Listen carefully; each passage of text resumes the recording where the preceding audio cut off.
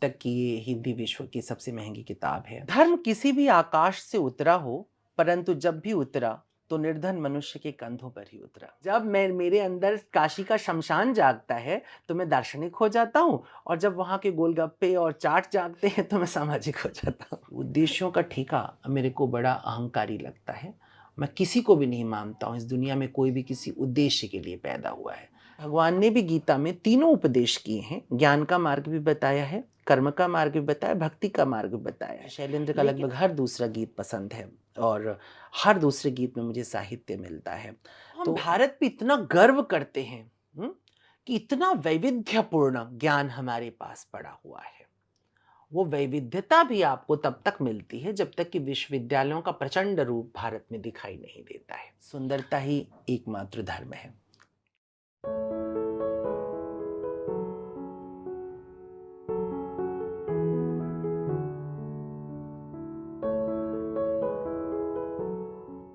नमस्कार।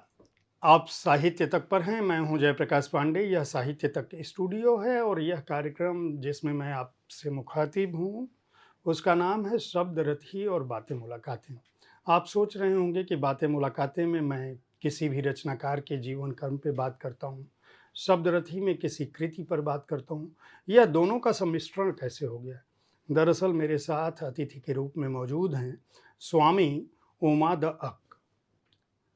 स्वामी कहाँ से जुड़ा और अक का अर्थ क्या है, यह हम उमा जी से जानेंगे। लेकिन शब्दरथी क्यों है, इसके लिए मैं बता दूं कि एक पुस्तक आई है, महंगी कविता। उमा दी अक जी की यह पुस्तक कविताओं का एक संग्रह है और हिंदुस्तान ही नहीं बल्कि दुनिया के सबसे महंगे संग्रहों में शुमार हो सकता है अगर हम हिंदी की बात करें तो। 25,000 रुपये मूल्य की अब से पहले कोई किताब भारत में, कम से कम मेरी जानकारी में, नहीं आई है। अगर आपकी जानकारी में हो तो आप हमें ज़रूर बताइएगा। किसी एक पुस्तक की बात हो रही है। तो यह कितनी कविताएं हैं इसमें, इतना महंगा मूल्य क्यों है और इन कविताओं में क्या है, इसके साथ साथ उमा जी का जो जीवन है, कहाँ पैदा हुए, किस रूप में पैदा हुए, कब स्वामी शब्द लगा, और सोशल मीडिया के दौर में सर्वाधिक प्रभावशाली आवाज़ों में आप कैसे शुमार हो गए, क्या इनको रुचता है, क्या जचता है, अध्यात्म प्रिय है या बोलना प्रिय है या कविताएं प्रिय हैं या गज़ल प्रिय हैं या तुलसी, कबीर, शिव, राम, कौन प्रिय है, गंगा या दिल्ली। आपका बहुत बहुत स्वागत है हमारे कार्यक्रम में। और मेरी भूमिका से आपको ज्ञात हो गया होगा कि मैं किन बिंदुओं पर बात आपसे करना चाहता हूँ। सबसे पहले चूँकि हम लोग इस पुस्तक के बारे में बात करना चाहते हैं, इसकी कविताएं जिन पर मेरी नज़र पड़ी है उनका कोई मोल नहीं हो सकता शब्दों का। और भारतीय अस्मिता में शब्द ब्रह्म है, और अगर ब्रह्म है तो कोई मूल्य नहीं। तो अगर यह 25,000 रुपये की किताब है तो मेरी समझ से इसका मूल्य, जो इसके अंदर सामग्री है, जो शब्द हैं, उनके हिसाब से बहुत कम है। फिर भी आपका उद्देश्य क्या था जब यह पुस्तक आई, और इसका मूल्य बाजार के तौर पर इतना महंगा क्यों रहा, इन पर विचार। बहुत बहुत धन्यवाद। आपने इस पुस्तक के संदर्भ में चर्चा शुरू की है, और निसंदेह अब तक की ये हिंदी विश्व की सबसे महंगी किताब है। और साहित्य की विशेष रूप से, मैनेजमेंट और दूसरे विषयों में, मेडिकल में शायद किताबें महंगी उपलब्ध कुछ हों, लेकिन साहित्य की दुनिया में ये मूल्यवान, सबसे अधिक मूल्यवान अब तक की है। हो सकता है कल कोई और मूल्यवान किताब आए, और शायद यही मेरा पहला उद्देश्य है कि और भी मूल्यवान किताबें हो जाएं।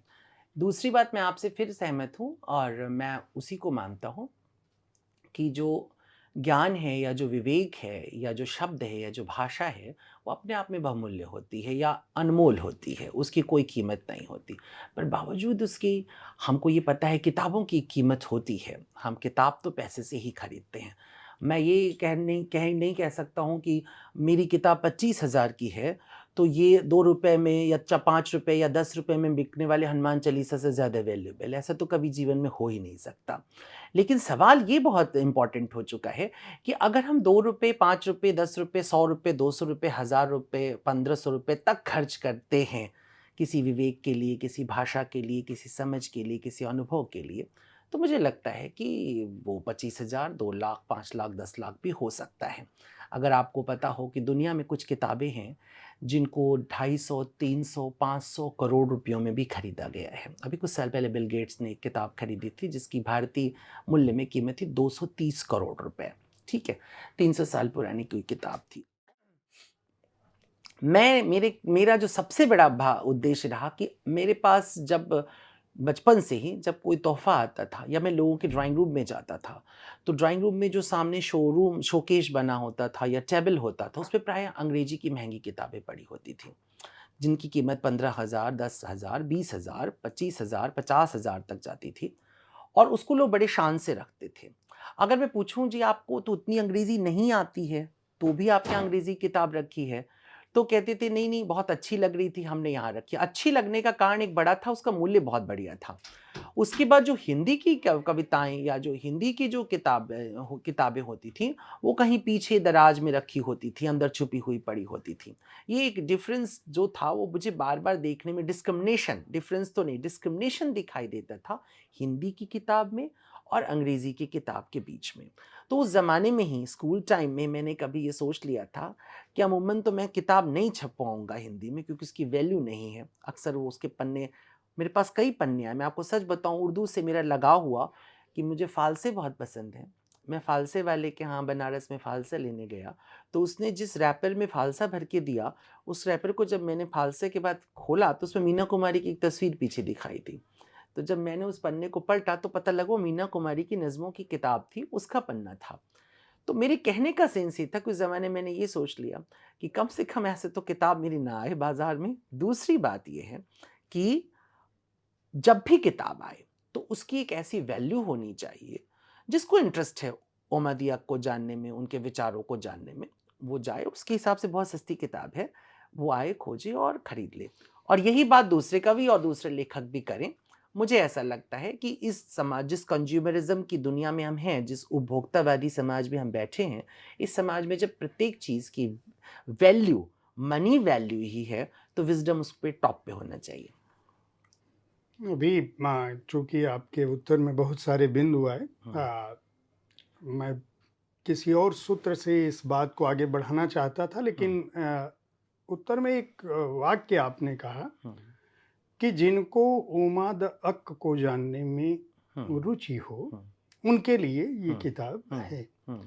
मेरा सवाल ये है कि उमाद अक को जानने में किसी को रुचि क्यों होनी चाहिए? इसके पीछे आपका मतलब इस वाक्य के पीछे आपका मत क्या है?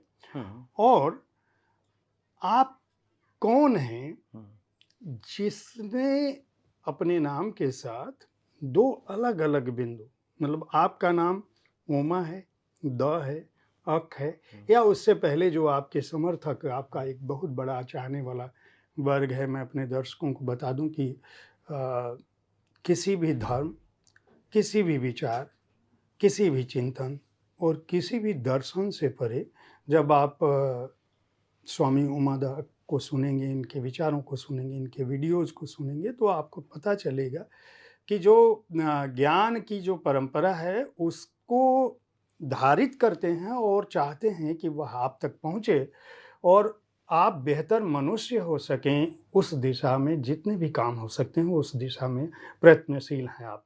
तो मैं आपकी उस उद्देश्य का बहुत सम्मान करता हूँ, लेकिन मैं चाहता हूँ कि हमारे जो दर्शक हैं उनको क्योंकि आपके बारे में लोगों को बहुत तरह की जिज्ञासाएँ होती हैं, तो आपके बचपन के बारे में और कब आपकी ये जो रुझान है, जो जीवन यात्रा है, जो कई बार लगता है कि बहुत साहित्यिक है, बहुत बार लगता है कि ये बहुत दार्शनिक है, बहुत बार लगता है बहुत आध्यात्मिक है, बहुत बार लगता है कि आप जीवन के 2 छोरों की तरफ बढ़ने की कोशिश कर रहे हो।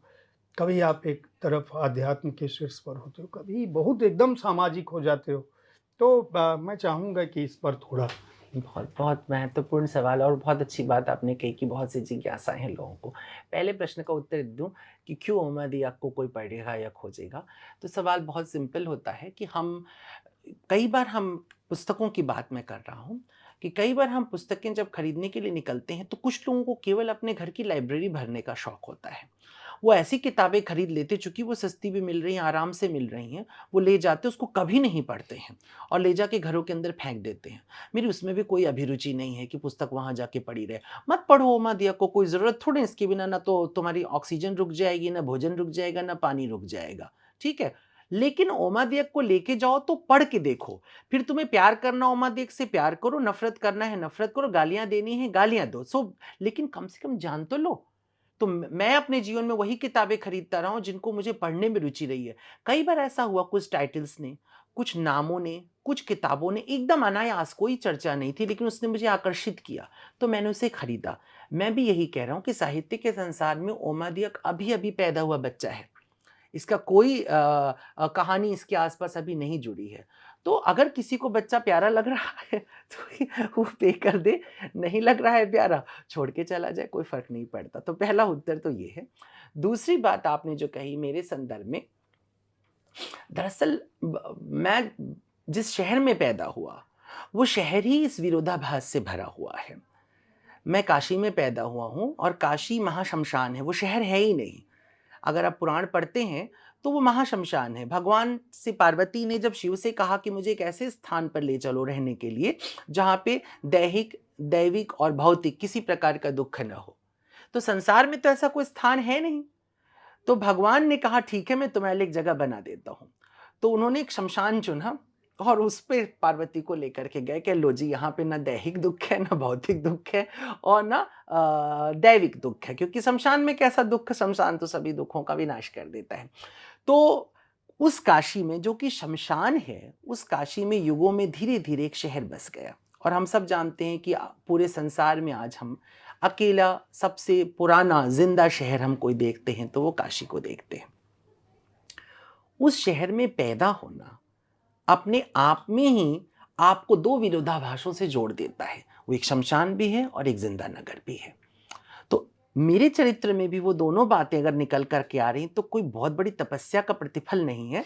ये सिर्फ काशी में पैदा हो जाने का प्रतिफल है कि जब मैं मेरे अंदर काशी का शमशान जागता है तो मैं दार्शनिक हो जाता हूँ, और जब वहाँ के गोलगप्पे और चाट जागते हैं तो मैं सामाजिक हो जाता हूँ। यही है। आपकी रुचि अब आपने तो कह दिया कि मैं जब पैदा हुआ तो उस शहर का यह असर है। लेकिन मैं जानना चाहूँगा, स्वामी आपके नाम के साथ लगाना लोगों ने क्यों शुरू किया? और अ, भारतीय चिंतन में और भारतीय दर्शन में जितनी भी परंपराएं हैं, उनमें ज्ञान, भक्ति, योग, तमाम तरह के विचार आते हैं। यहाँ तक कि ईश्वर को लेके भी जो अवधारणाएं हैं वो बहुत सगुण, निर्गुण, द्वैत, अद्वैत। मैं इन बिंदुओं पर नहीं, लेकिन मैं ये जानना चाहूँगा कि आप अपने आप को इनमें से किनके करीब पाते हैं और आपका उद्देश्य क्या है जीवन का? मैं नियतिवादी हूँ, घोर नियतिवादी हूँ। तो उद्देश्य के चक्कर में नहीं पड़ता।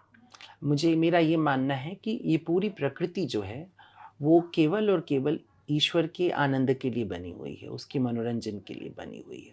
ये उद्देश्यों का ठेका मेरे को बड़ा अहंकारी लगता है। मैं किसी को भी नहीं मानता हूँ इस दुनिया में कोई भी किसी उद्देश्य के लिए पैदा हुआ है। अगर कोई उद्देश्य उसका है तो इस नियति के मनोरंजन में, उसके प्रहसन में, उसके नाटक में अपनी भूमिका निभा करके निकल जाने का है। तो जितनी भूमिका मेरे हिस्से में लिखी होगी नियति ने, मैं उतनी भूमिका अपनी निभाऊंगा और मैं निकल जाऊंगा। कोई उद्देश्य का ठीकरा अपने सर पे मेरे नहीं है। ठीक। दूसरी बात यह है कि 3 मार्ग आपने चूंकि सीधे सीधे बोल ही दिए कि कर्म का मार्ग, योग का मार्ग और भक्ति का मार्ग, तो मेरी शुरुआत भक्ति से हुई, तो शायद वही मेरा मार्ग अल्टीमेटली रह भी गया है। भक्ति के भीतर ही मैं समझता हूँ सब कुछ समाहित है। भक्ति माने प्रेम। मेरा एक विचार है, मैंने कहीं लिखा भी है कि ज्ञान के शिखर पर भी तृष्णा बाकी रह जाती है और प्रेम की तली में ही संतुष्टि आ जाती है। संतोष प्रेम होने के साथ हो जाता है। ऐसा नहीं होता है कि प्रेम होने के बाद संतोष होगा। आपको जिस दिन प्रेम होता है उस दिन संतोष हो जाता है। लेकिन ज्ञान के किसी भी शिखर पे आप खड़े रहेंगे, उसके बाद फिर कोई दूर से ज्ञान पुकार रहा होगा कि अभी तुमने ये नहीं जाना है। इसलिए भगवान ने भी गीता में तीनों उपदेश किए हैं। ज्ञान का मार्ग भी बताया है, कर्म का मार्ग भी बताया, भक्ति का मार्ग भी बताया है। लेकिन अंतिम उद्घोषणा, अंतिम कॉन्क्लूजन जो निकाला है भगवान ने गीता में, वो यही कहा कि सभी धर्मों का परित्याग करके एकमात्र मेरी शरण में आ जाओ। तो इस तरह अगर आप गीता का कॉन्क्लूजन देखते हैं तो वह भी भक्ति मार्ग है। दूसरी बात एक और, कोई भी ज्ञान दो प्रकार से प्राप्त किया जा सकता है। एक प्रयास के साथ, शोध के साथ, अनुसंधान के साथ प्राप्त किया जा सकता है। कठिन है, कुछ मैंने भी किया होगा लेकिन कठिन है। दूसरा है प्रेम से। मैं समझता हूं आप जिसको प्यार करते हैं आप उसके बारे में सब जान लेते हैं और उसमें आपको कोई संघर्ष नहीं करना पड़ता। जैसे आपकी माँ आपको कब भूख लगती थी, कब आपको प्यास लगती थी, वो जान लेती थी। आप अपने बच्चे के दुख सुख जान लेते हैं, अपने माँ बाप के दुख सुख जान लेते हैं, आप अपने पति पत्नी प्रेमी प्रेमिका के दुख सुख जान लेते हैं। जिन चीज़ों से आप प्यार करते हैं, आप कभी अपने मनोविज्ञान में जाइए, देखिए, आपको उसके लिए एफर्ट नहीं करना पड़ता है, आप जान लेते हैं। तो मुझे लगा कि अगर मैं इस विश्व से प्यार कर सकूं तो शायद मैं इस विश्व को भी सरलता से जान पाऊंगा। तो मैंने लगभग हर चीज़ से प्यार करने की कोशिश की और यूँ कहूँ मुझे प्यार होता चला गया। और जिन-जिन चीज़ों से मुझे प्यार हुआ, सिर्फ़ वही-वही चीज़ें मेरी व्याख्याओं में आई हैं। जिन चीज़ों से अभी मैं प्यार नहीं कर सका या मुझे मेरा प्यार नहीं हुआ, उनकी कोई व्याख्या भी नहीं मैंने की। जैसे मैंने गणित की कोई व्याख्या नहीं की, ना मुझे प्यार हुआ, ना मुझे गणित समझ में आई। लेकिन जिन चीज़ों से प्यार हो गया, मुझे हिंदी से प्यार हो गया, मुझे उर्दू से प्यार हो गया, मुझे तुलसी से प्यार हो गया, मुझे गालिब से प्यार हो गया, मुझे मीर से प्यार हो गया, मुझे वर्ड्सवर्थ से प्यार हो गया, मुझे खलील जिब्रान से प्यार हो गया, मुझे मैरिलन मनरो से प्यार हो गया, मुझे लता मंगेशकर से प्यार हो गया। तो मुझे जिन व्यक्तित्वों से, जिन चरित्रों से, जिन चीज़ों से प्यार हुआ, मुझे लगता है मैं उसके बारे में जानने में थोड़ा सफल हो गया हूँ। उत्तम। यानी इस दुनिया में जो कुछ भी सौंदर्य से परिपूर्ण है, चाहे वह सौंदर्य किसी भी रूप में हो, उससे स्वामी उमद अक को प्यार है।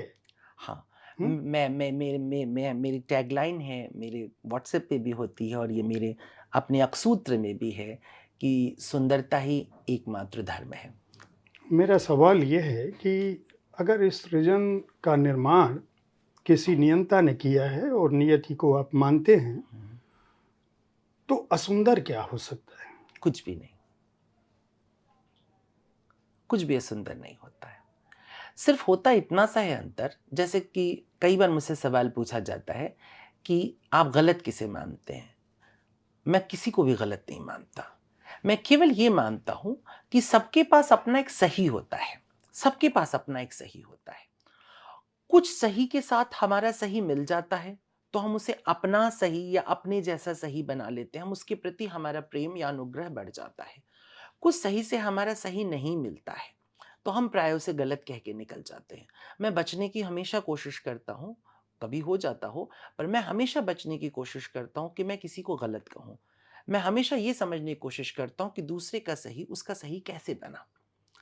तो मेरा सारा कार्य जो है वो मेरे सही के अतिरिक्त विश्व में पहले जो तमाम सही हैं उनके सहीपन को खोजने में रहा है। ये थोड़ी सी पोएटिक बात थी लेकिन आपके लिए समझना सहज है कि मेरा इंटरेस्ट उस सही में है। और आपने जो कहा कि क्या कुछ असुंदर है, नहीं, असुंदर क्या हो सकता है? कम से कम भारत की दृष्टि में तो असुंदर नहीं हो सकता है।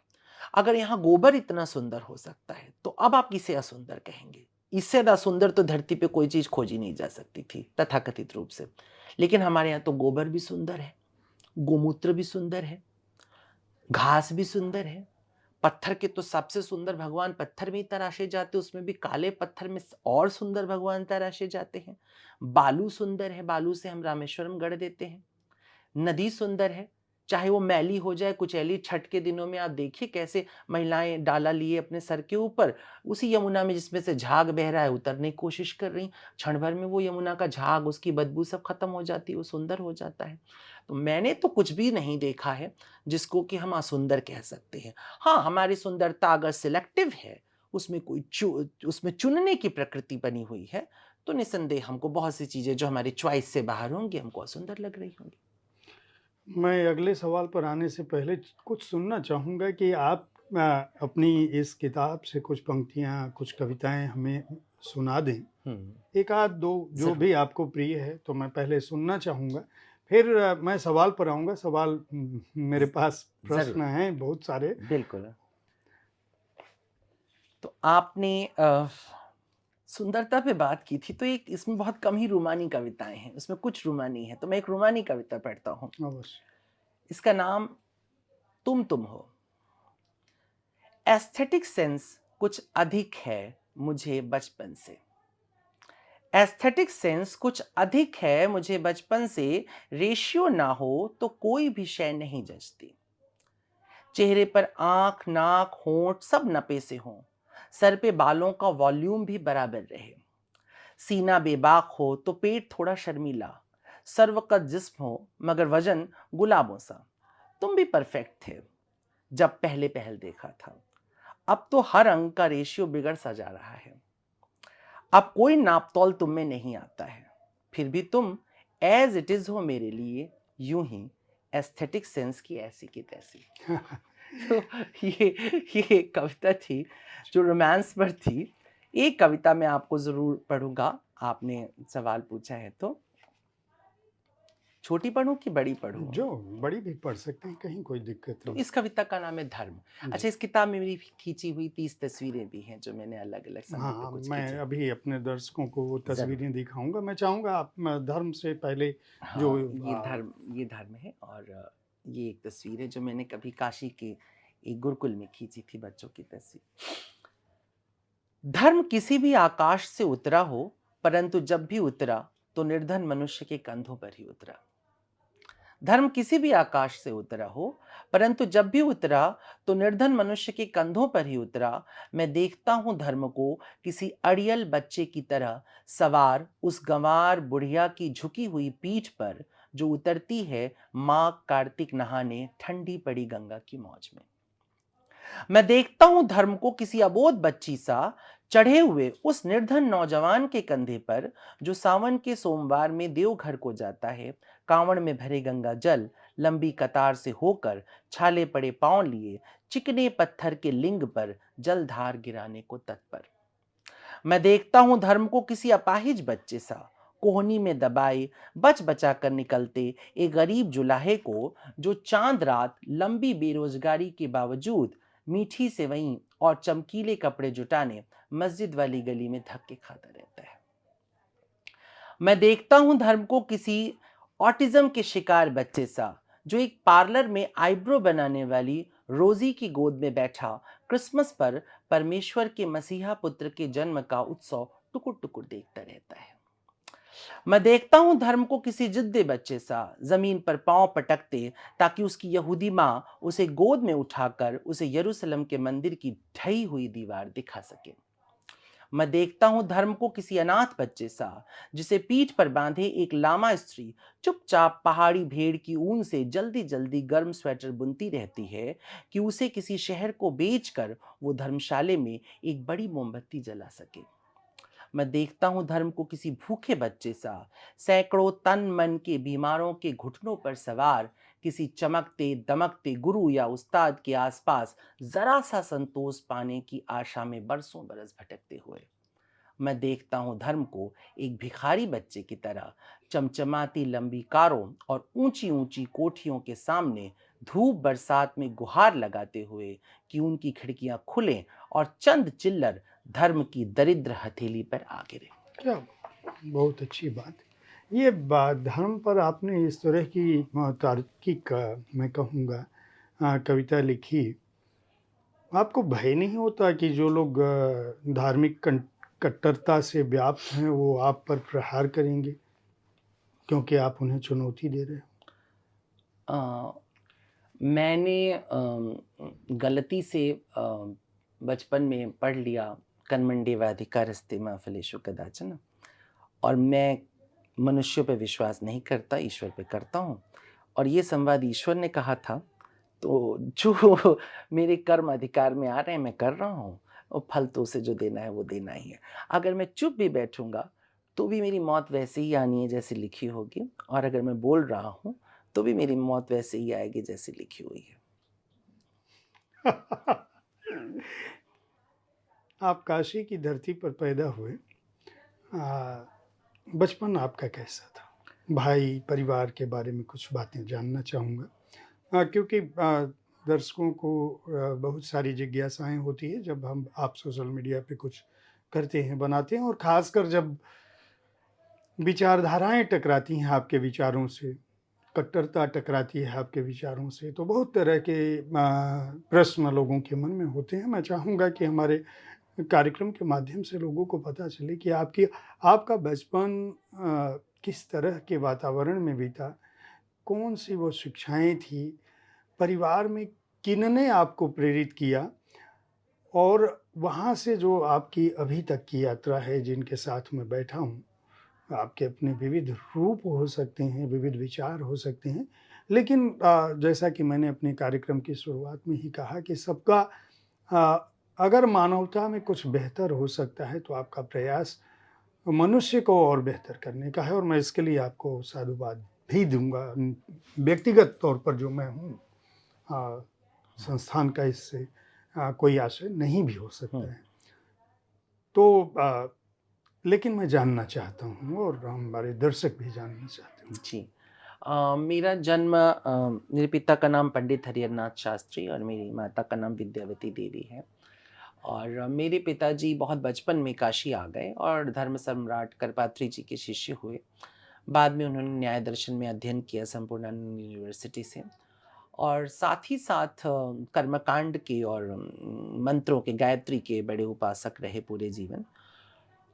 वैसे तो व्यापार हुआ घर में, मतलब पिताजी व्यापार में चले गए। शादी के बाद उनका ये था कि दान पुण्य के पैसों से बच्चों को नहीं पालना है, तो फिर वो व्यापार में लग गए। तो दोनों गुण थोड़े से मुझ में भी आ गए, मैं भी थोड़ा व्यापारी भी हो गया। और लेकिन वो पूजा पाठ का जो क्रम था वो रुका नहीं कभी घर में। आप और इश्क का व्यापार, मैं क्षमा चाहूँगा, आप इश्क का व्यापार ज़्यादा करते हैं, प्रेम का व्यापार ज़्यादा कर रहे हैं, बाकी व्यापार के बारे में हाँ, मेरी लेकिन वो जानकारी पिताजी नहीं। ने व्यापार तो सिखा दिया ये जी। वाला।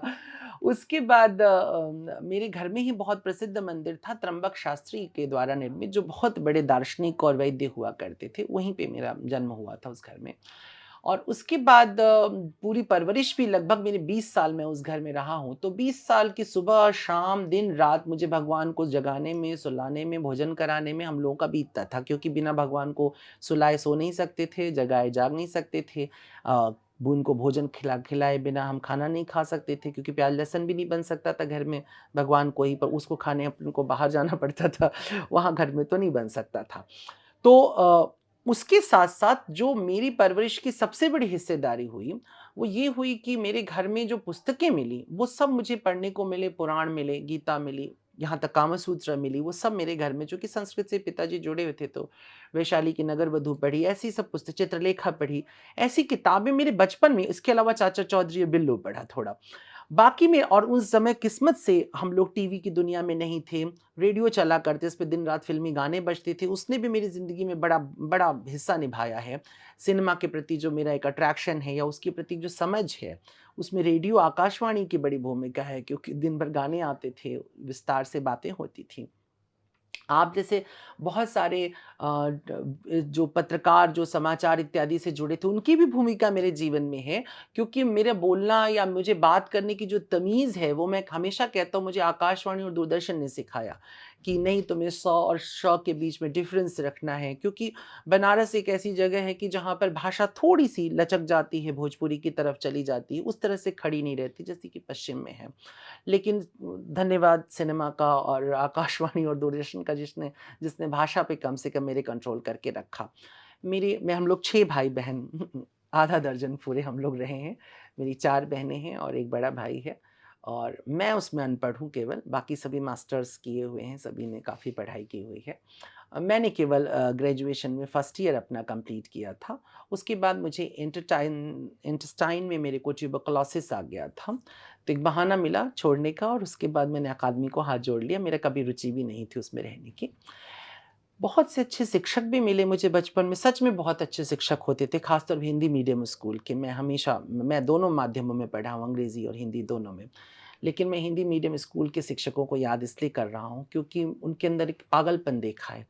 मैंने गाँव के बहुत ही देहाती से टीचर थे, डीडी मिश्रा उनका नाम था, साइकिल से आया करते थे। मैंने अंग्रेजी साहित्य उनसे पढ़ा है और ना उनके प्रोनंसिएशन का मुकाबला मैंने कभी जल्दी सुना किसी के मुँह से और ना उस एक्सप्लेनेशन का। उनको मैं इसलिए याद कर रहा हूँ कि उनकी भी भूमिका है। उन्होंने मेरे जीवन में कविताओं को अनफ़ोल्ड करने का एक तरीका मेरे सामने रखा। तो एक पूरी मिली-जुली चीज़ है। मैंने कहा ना कि कोई बड़ी भारी तपस्या नहीं है। जीवन ने ऐसी जगह पैदा किया, ऐसा वातावरण ईश्वर ने आस-पास बना दिया कि बहुत कुछ मुझे मिल गया। लेकिन सर्वोपरि उसमें ये है मेरा मेरा ईश्वर के अतिरिक्त पुस्तक और भाषा से जो एक प्रेम हुआ। मेरे जीवन में सबसे अधिक समय इन किताबों के साथ कटा है। एक लंबे समय तक मैं रोज़ 8 से 9 घंटे पढ़ता था प्रतिदिन। तो मुझे लगता है वो सब मेरे जीवन में सबसे महत्वपूर्ण मेरे मित्र वही हैं। आज भी मैं 3-4 घंटे कुछ नहीं करना पसंद करता हूँ, बिल्कुल अकेला रहना पसंद करता हूँ और अगर उसमें कोई मेरा साथी बनेगा तो केवल किताब बनेगी। मैं अन्य हर चीज़ से बचने की कोशिश करता हूँ। जो लड़का स्कूल में और कॉलेज में अकादमिक पढ़ाई से भाग रहा था, वह अपने जीवन को और अपनी ज्ञान की तलाश किताबों के बीच कर रहा है और खुद भी भारत की और विश्व की हिंदी साहित्य की सबसे महँगी पुस्तक के साथ महँगी कविताओं के साथ उपस्थित है। इस संकलन में जिसका महँगी कविता नाम है, कितनी कविताएँ हैं? इसमें 200 कविताएँ हैं। और अगर इसका दाम 25,000 रुपए है तो एक कविता कितने की हुई? लगभग मुझे लगता है कि एक कविता आपकी ₹125 की हो गई। इतना तो बनता है, इतना तो बनता है। ₹125 पहले के ज़माने में शायर और कवि अच्छी ग़ज़ल सुना दें, तो लोग उतार कर के अपने हाथ से हीरे और सोने के ज़ेवरात दे दिया करते थे। अब इस इतनी अमीरी भरी दुनिया में 100 सवा सौ रुपए में एक कविता पढ़ी जा सकती है और बार-बार पढ़ी जा सकती आपको है। लगता है कि यह दुनिया अमीर बची है? यही बहुत सुंदर बात आपने कही है और इसी के लिए ये एक किताब भी उतरी हुई है। ये तय करेगी कि अभी हम कितने अमीर हो चुके हैं और क्या हम पहले अमीर हुआ करते थे। इन दोनों के बीच में एक अंतर भी तय कर रही है ये। हमारी आपकी बातचीत के दौरान एक आपने उत्तर में कहा था कि भारत की, मैं ये जानना चाहता हूँ कि स्वामी उमादअक मनुष्यता में अधिक विश्वास रखते हैं, भारतीयता में रखते हैं या उस परंपरा का निर्वाह करना चाहते हैं जो वसुधैव कुटुंबकम की बात करता है। ये जो भारतीयता का बोध है, वह किसी भी रूप में वैश्विक सीमाओं से परे था। लेकिन हाल के दिनों में उसकी व्याख्या जिस तरह से होने लगी है और राष्ट्रीयता और राष्ट्रवाद का जो मुद्दा है, वह जिस तरह से सामने आ रहा है, मैं चाहूँगा कि इस पर आप अपना नज़रिया स्पष्ट करें क्योंकि आपका जो संदेश है, जो आपकी जीवनचर्या है और जो आपने उत्तर के दौरान भारतीयता बोध से भरा एक उत्तर था, मैं अगर गलत नहीं हूँ, शायद होना नहीं चाहिए, रिकॉर्डिंग लोग पीछे करके सुन सकते हैं। तो मैं चाहूँगा कि आप इसको स्पष्ट करें क्योंकि ये अन्यथा नहीं जाना चाहिए ये उत्तर। मैं भारत को एक विचार मानता हूँ। मैं किसी भौगोलिक सीमा में भारत को नहीं रखता हूँ। मेरे लिए जहाँ भी मनुष्य प्रकाश की ओर, भारत का मतलब ही होता है प्रकाश में रथ, ज्ञान में रथ। मैं मानता हूँ विश्व में जहाँ भी कोई प्रकाश की तरफ बढ़ रहा है, वो भारत की तरफ ही बढ़ रहा है।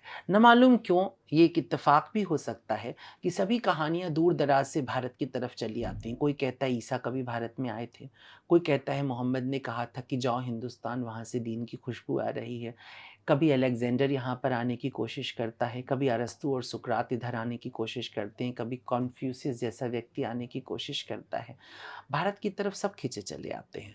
इसमें भारत की भौगोलिक सीमा के अपने गुण हैं, उस पर भी एक बड़ा व्याख्यान होगा। लेकिन एक महत्वपूर्ण बात जो मैं कह रहा हूँ, आपने जो बात कही मनुष्यता, वैश्विकता या भारतीयता, मैं तीनों को एक साथ ही सम्मिलित पाता हूँ। कोई भारतीयता नहीं हो सकती जिसमें विश्व के प्रति, मानव के प्रति और इस पूरे संसार में फैले जो चराचर है उसके प्रति अगर उसके अंदर कृतज्ञता का भाव नहीं है, सहयोग का भाव नहीं है, तो भारत में पैदा होकर के भी भारत का नहीं है। जैसा कि मनु कहता है कि ब्राह्मण होने से, ब्राह्मण के कुल में जन्म लेने से तुम नाम मात्र ब्राह्मण होते हो, लगभग शूद्र के बराबर। जब तक तुम द्विज नहीं होते हो, अर्थात जब तक तुम ब्राह्मण के कर्म को नहीं स्वीकार कर लेते हो, उसके चरित्र को नहीं स्वीकार कर लेते, तब तक तुम में और शूद्र में ज्यादा भेद नहीं रहता है। मैं मनु का इसलिए जिक्र कर रहा हूं क्योंकि मनु बहुत गालियां सुनते हैं भारत के परिप्रेक्ष्य में आकर के, और भारत को भी विदेशों से बहुत गालियां इस क्षेत्र में दी गई। पर मैं बार बार दोहराना चाहूंगा कि पाइथागोरस जैसा जब आदमी भी भारत में आता है तो भारत के कई विशिष्ट गुणों से प्रभावित होता है। भारत, आपके अपने ही सवाल में आपने उत्तर दे दिया था मुझे कि वसुधैव कुटुंबकम, ये किसने कहा? ये भारत ने कहा। मैं इसमें कहीं नहीं हिचक मेरे अंदर है कि जो धर्म आज बचे हुए, हो सकता है पहले बेबीलोन का धर्म भी ऐसी बात करता हो, मिस्र का भी करता हो, इनका माया भी करते हो, शिंतो भी करता हो, लेकिन जो धर्म आज उपस्थित हैं, बौद्ध, इस्लाम, क्रिश्चियनिटी, यहूदी धर्म, जो व्यापक रूप से हैं, इन धर्मों की उद्घोषणा में वसुधैव कुटुंबकम की कमी है। इन सभी धर्मों के भीतर कहीं ना कहीं आपको एक स्वर सुनाई देता है कि हमारे पास आओ, संघम शरणम गच्छामि, मोमिन हो जाओ, बैप्टिज्म में आ जाओ, जोहबा की तरफ आ जाओ, एक ईश्वर को मान लो। ये कॉन्सेप्ट भारत के पास नहीं रहा है। भारत कहता है तुम एक ईश्वर को मानते हो, तुम भी हमारे हो। तुम बहुत से ईश्वरों को मानते हो, तुम भी हमारे हो। तुम किसी ईश्वर को नहीं मानते हो, तुम भी हमारे हो। ये जो लोकतांत्रिक व्यवस्था धर्म में रही है भारत के, या पूरे भारत की मिट्टी में रही है, कि यहां पर राम के विरुद्ध बोल करके भी राम का रहा जा सकता है। कबीर राम के विरुद्ध बोल रहे हैं, उस राम के विरुद्ध जो दशरथ का जाया है, लेकिन फिर भी राम का है। तुलसी उस राम के लगभग विरुद्ध है जो कबीर के पास खड़ा, निर्गुण निराकार, क्योंकि इनके राम तो मंगल भवन मंगलहारी द्रवहु सो दशरथ अजीर बिहारी, फिर भी राम के हैं। तो ऐसे देश या ऐसे समन्वयवादी मिट्टी के विरुद्ध होने का मतलब ही है मानवता के विरुद्ध होना। तो मैं यही मानता हूं कि मैं पूरी तरह से भारत के पक्ष में हूं, और भारत पूरी, मेरा भारत पूरी तरह से विश्व और मनुष्यता के पक्ष में है। आप मनुष्य को कहाँ देखना चाहते हैं?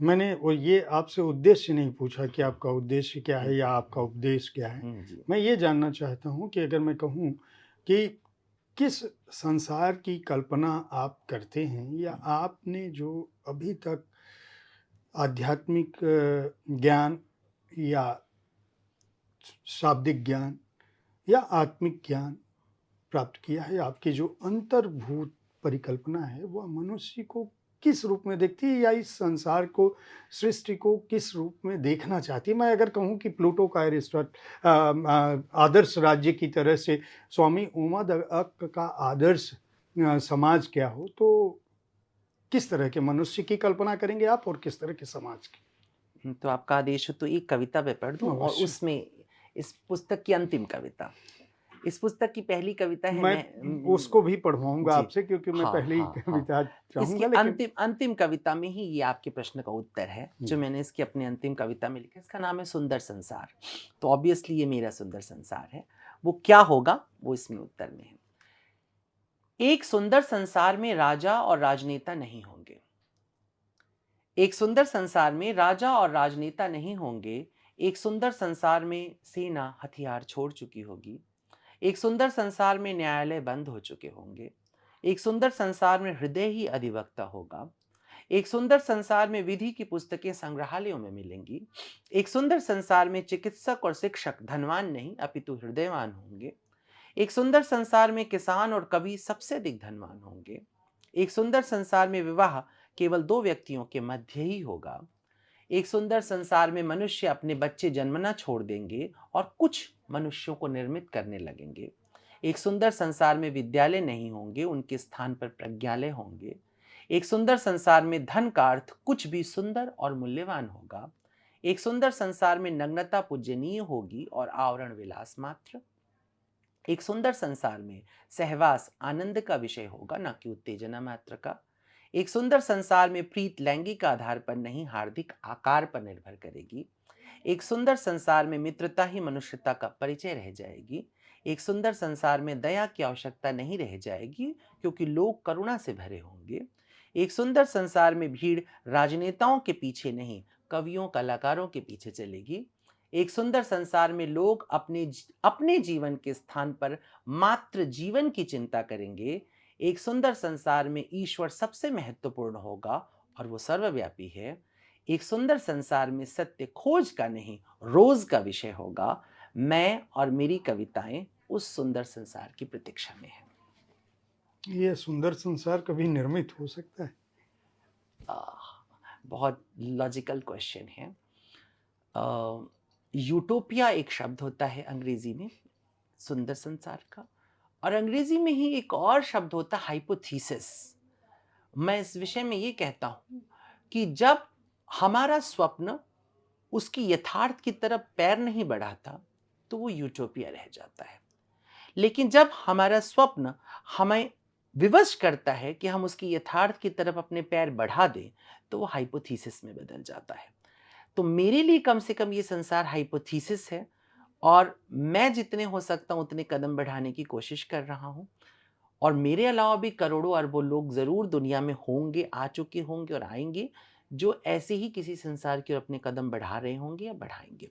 और अगर ऐसा हो रहा होगा तो ये संसार जरूर आएगा, और अगर ऐसा नहीं हो रहा है तो कोई फर्क नहीं पड़ता। बेहतर है कि हम एक दुष्स्वप्न देखने की बजाय एक सुंदर सपना देखते मर जाए। क्या बात बहुत अच्छी बात आपने कही। यह संसार में इतना विघटन, इतना विवाद, इतनी उत्तेजना, इतनी असहिष्णुता क्यों है? इस पर आप क्या देखते हैं, क्या सोचते हैं? दरअसल ये प्रश्न जो आपने पूछा है बहुत व्यापक है, बहुत बड़े उत्तर और सब एक तरह की शोध के साथ बात करने की मांगता है, समय भी मांगता है। लेकिन छोटे में मैं इसका सिर्फ दो महत्वपूर्ण कारण बताता हूँ। एकेडमिक्स को, और दूसरा पॉलिटिक्स, राजनीति। इसके अलावा मनुष्य मनुष्य में कोई भेद नहीं पैदा करता। ये दो चीज़ें हैं जो मनुष्य को मनुष्य से अलग करती जा रही हैं, और संसार में जितना इनका विस्तार हुआ है उतना ही मनुष्य ज़्यादा से ज़्यादा पाशविक, हिंसक, क्रूर और श्रूड हो गया है। पहले का आदमी नंगा घूमता था जंगल में, दौड़ा के शायद किसी को पत्थर से मार देता होगा। बहुत स्पष्ट था, हमको पत्थर से बचने के लिए समय मिलता था। लेकिन ये जो एकेडमिक और पॉलिटिक्स की दुनिया से जो नया मनुष्य 2000-2500 सालों में आया है धीरे धीरे दुनिया भर के अंदर, ये किस किस आस्तीन में कौन कौन से सांप और कौन कौन से पत्थर और कौन कौन से खंजर छुपाए हुए, ये पता लगाना बहुत मुश्किल हो जाता है। यह अपने आप में बड़ा ही आपका उत्तर बड़ा विसंगति से भरा हुआ है, और एक अलग तरह के सवाल को जन्म देता है कि पुस्तकों को अपने जीवन में सर्वोच्च स्थान देने वाला व्यक्ति, जिसने खुद अपनी अकादमिक शिक्षा को छोड़ने के बावजूद उनसे नाता नहीं छोड़ा, और आज भी अपने समय का 24 घंटे का 6-7 घंटा जो पुस्तकों के साथ अकेले में बिताना चाहता हो, वह व्यक्ति एकेडमी को और पॉलिटिक्स की बात तो चलिए समझ में आती है कि वहाँ सत्ता है और सत्ता का वर्चस्व की बात होगी, तो इसलिए हिंसा वहाँ पर है।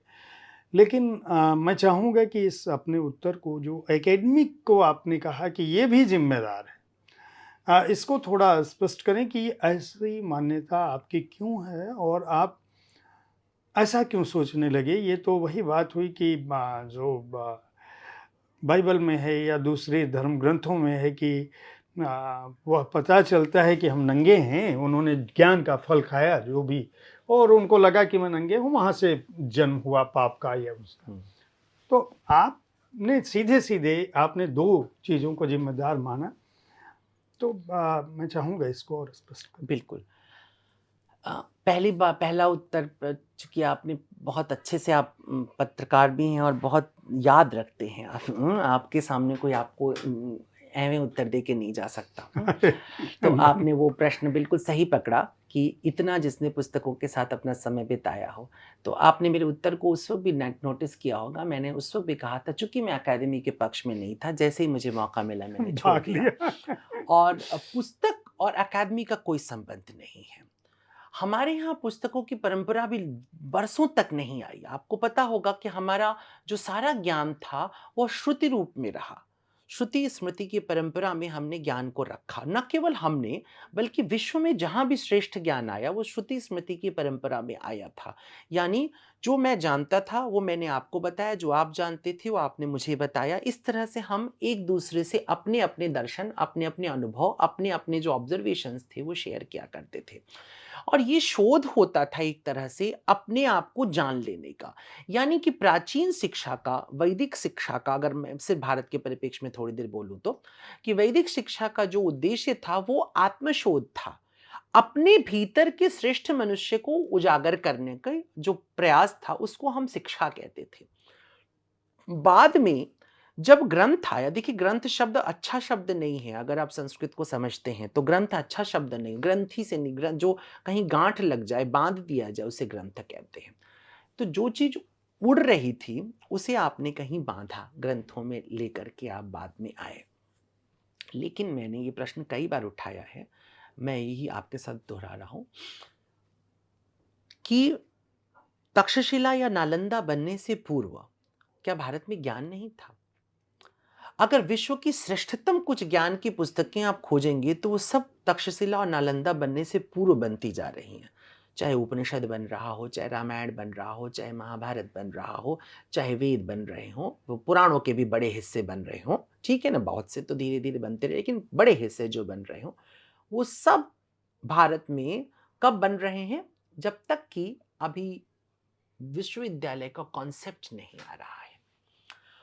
और जो हम भारत पे इतना गर्व करते हैं, कि इतना वैविध्यपूर्ण ज्ञान हमारे पास पड़ा हुआ है, वो वैविध्यता भी आपको तब तक मिलती है जब तक कि विश्वविद्यालयों का प्रचंड रूप भारत में दिखाई नहीं देता है।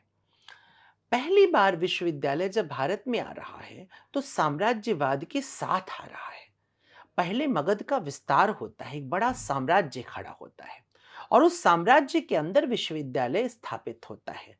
तो क्या आपको लगता है उस विश्वविद्यालय का उद्देश्य केवल और केवल लोगों के आत्मज्ञान जगाना था, या उस राजनैतिक अभिप्सा की पूर्ति भी थी, उस राजनैतिक विचारधारा को विश्वव्यापी करना था जिससे कि राजा संयुक्त था? जैसा कि अरिस्टोटल कहता है कि तुम अपने युवकों को शिक्षित करो ताकि वो तुम्हारे राज्य का पोषण कर सके, और हम जानते हैं कि पश्चिम में विश्वविद्यालय का जो विस्तार है, अरिस्टोटल अरस्तु के बाद ले रहा है बड़े रूप में। तो आपका देश ये कह रहा था कि शिक्षा तुम्हारे आत्मोत्थान के लिए है। तमसो मा ज्योतिर्गमय, अमृत से मृत्यु से अमृत की तरफ ले चलो। उस यात्रा को एक दृष्टिकोण कहता है कि अपने युवाओं को शिक्षित करो ताकि वो तुम्हारे राज्य का पोषण कर सकें। तो मैं अकादमी को मुख्य जिम्मेदार इसलिए मान रहा हूं, इसलिए मैं कह रहा हूं कि अकादमी कभी भी स्वतंत्र नहीं रही है। गुरु स्वतंत्र था, कवि स्वतंत्र था, लेखक स्वतंत्र था, कोई भी दार्शनिक स्वतंत्र था, लेकिन अकादमी स्वतंत्र नहीं है। आपने ही अपनी बात कहते कहते, अपने ही इसी साक्षात्कार के दौरान मुझसे आपने कहा कि इस बात पर मैं आपकी प्रशंसा करता हूं। हो सकता है जिस जगह मैं बोल रहा हूं, ये मेरा अपना व्यक्तिगत विचार है, संस्थान का विचार नहीं है। ये जो संस्थान का दबाव होता है, ये दबाव पूरे के पूरे ज्ञान प्रक्रिया के साथ विश्वविद्यालयों में भी आता है। और आप किसी भी विश्वविद्यालय को इतिहास के किसी किनारे से बाहर नहीं निकाल सकते हैं कि वहां की राजसत्ता जो न चाहती वो विश्वविद्यालय में पढ़ाया जाता हो, जिसका सबसे बड़ा उदाहरण नालंदा, जलती हुई नालंदा बनती है। कि जब बख्तियार खिलजी वहां पहुंचता है और देखता है यहाँ इस्लामिक पढ़ाई नहीं हो रही है, तो उसके पुस्तकालय में आग लगा देता है। तो आप समझिए कि आखिरकार अकादमी का उद्देश्य कहां रहा? क्या उसने जीवित मनुष्यों को पैदा किया, अथवा मनुष्य के जीवन को धीरे धीरे धीरे धीरे नष्ट करके उसे राज्य की सेवा में काम करने वाले टूल में बदल दिया?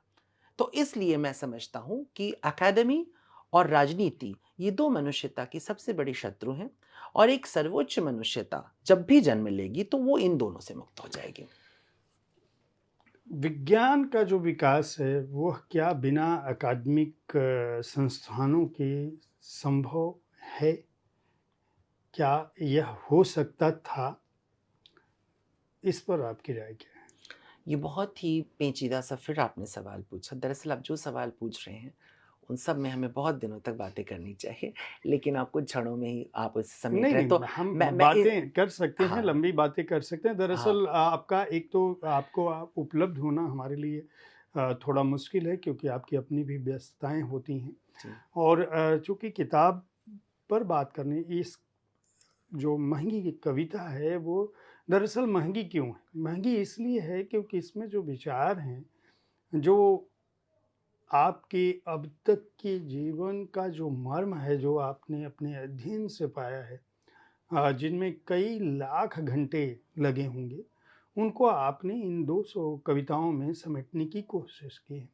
और मैं चाहता हूँ कि हमारे जो भी दर्शक हैं, वो हमारे सवालों से ठीक है, वो 40 साल तो नहीं गुज़र सकते, बिल्कुल। उनके अध्ययन में या लाखों किताबें तो नहीं पढ़ सकते, लेकिन जब भी वो इन कविताओं को पढ़ने की कोशिश करें, जो भी 2, 4, 10 लोग इस कार्यक्रम को देखने के बाद इस पुस्तक को खरीद पाएँ या वो प्रकाशक पर दबाव डालें, जो भी करें बिल्कुल, वो बिल्कुल, ये उनकी बिल्कुल, अपनी इच्छा है। बिल्कुल, हुँ। तो वह जान सकें कि इसके अंदर जो ज्ञान के तत्व हैं, जो बिंदु हैं और जो विचार आपने रखे हैं और जो लगातार बार जिस बात की बात जो हमने सुंदर संसार की बात की या उत्तम मनुष्य की बात की, वह उसी के संदर्भ में कहाँ, आपका कैसे? प्रश्न। तो नहीं, इसमें बहुत बहुत कीमती प्रश्न था आपका, इसलिए मैंने जी, कहा कि जी। बड़ा था। लेकिन मैं छोटे में कह रहा हूँ आपसे कि जो आपने कहा कि विज्ञान, या यूँ कह लें कि विज्ञान का जो आज के समय में परिभाषा है, वो ल ले दे के भौतिक विज्ञान हो गया है।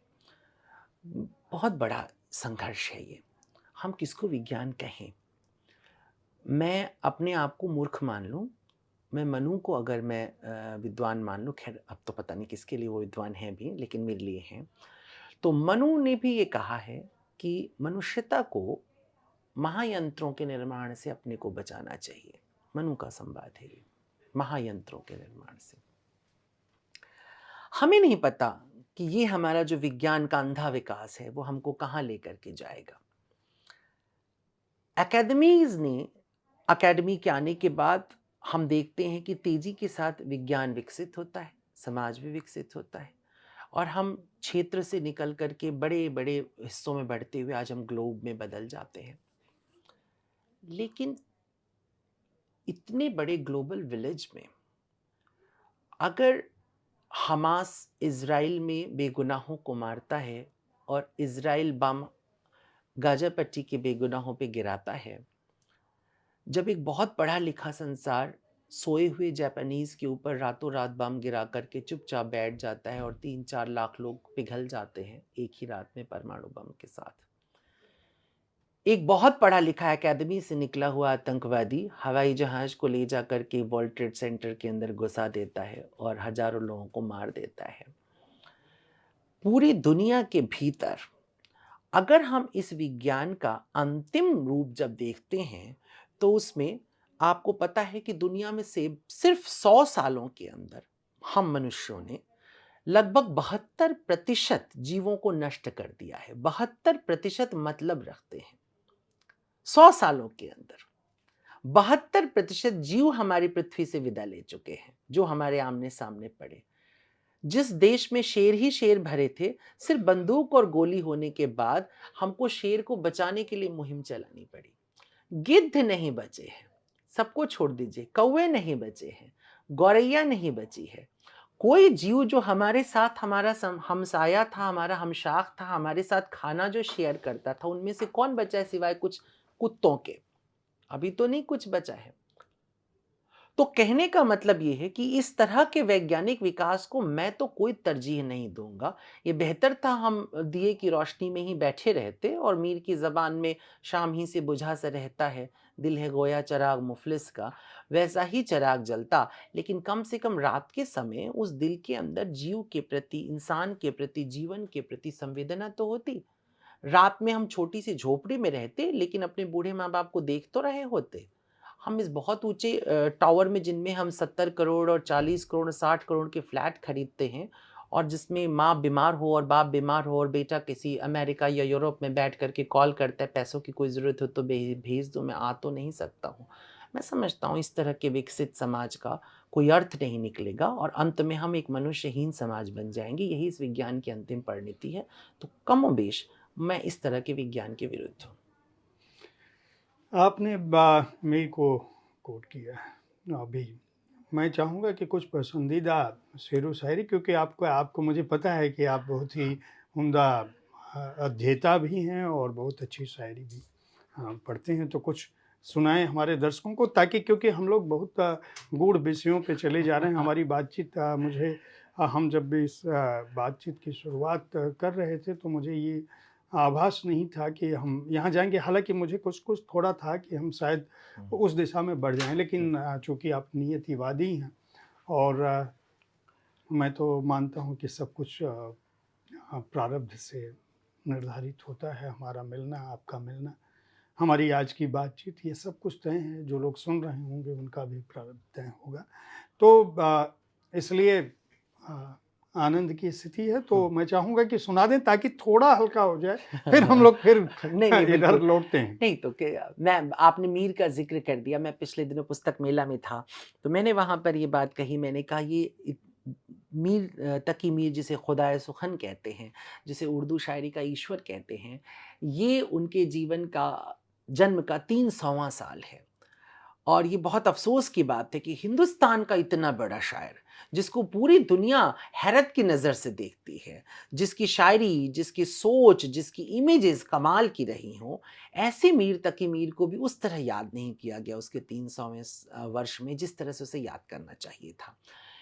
मीर नहीं होता तो गालिब नहीं होता, मीर नहीं होता तो इकबाल नहीं होता, मीर नहीं होता तो रामधारी सिंह दिनकर के लिए भी मुश्किल होती, फिराक गोरखपुरी के लिए भी होती।